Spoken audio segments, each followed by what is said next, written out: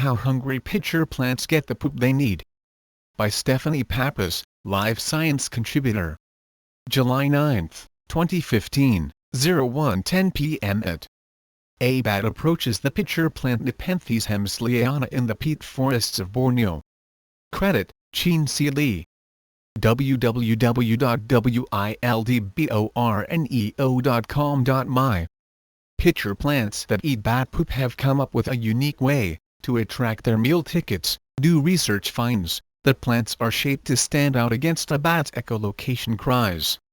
The pitcher plant Nepenthes hemsleana grows in the peat forests of Borneo, and is a common roost for bats of the species Carivula hardwickii. Researchers had previously found that the bats and the pitcher plants have a mutually beneficial relationship. The plants provide a comfy roost with few parasites and an ideal microclimate, and the bats poop in the plants. Bat guano is rich in nitrogen, a crucial plant nutrient. The discovery explained how N. hemsleana can survive, given that its closest carnivorous plant relatives capture 7 times as many insects as it does, said Michael Schoner of Ernst Moritz Art University of Greifswald in Germany, who co-authored both the study on the mutually beneficial relationship and new research on the plant's alluring shape. 1/3 of the nitrogen which is gained by the pitcher plants is arriving from the bat species, Schoner told Live Science. Another pitcher plant in Borneo, Nepenthes lowii, relies on shrew poop for the same purpose. Echo attraction. In South and Central America, some plants rely on bats for pollination. These plants have evolved dish-shaped structures near their flowers that bounce back echoes from bat calls, making it easier for the animals to find the plants. Schoner and his colleagues from the University Brunei Darussalam and Friedrich Alexander University Erlangen-Nuremberg wondered if something similar might be happening in the forests of Borneo. During fieldwork, the researchers often had trouble even finding the pitcher plants in the dense forest. They wondered how the bats managed. When these bats are flying in this dense vegetation, and trying to find the pitchers, they will get echoes from every single leaf that is present, Schoner said. To test whether the plants were particularly reflective of echoes, the researchers used an artificial bat head and microphone to play echolocation calls at pitcher plants, and measure the reflected echoes.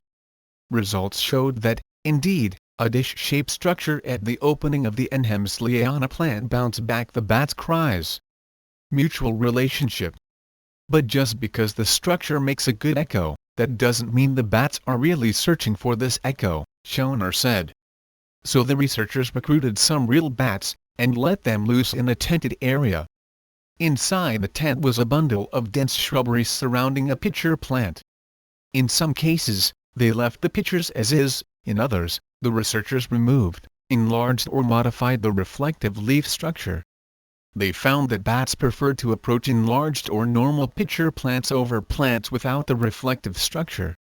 When it came time to pick a roost, the bats went for the unmodified plants, perhaps because the enlarged plant structures didn't register as a safe haven.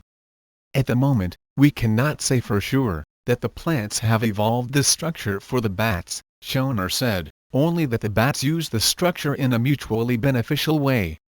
It's likely, however, that evolution did drive the development of these sound reflectors, he said.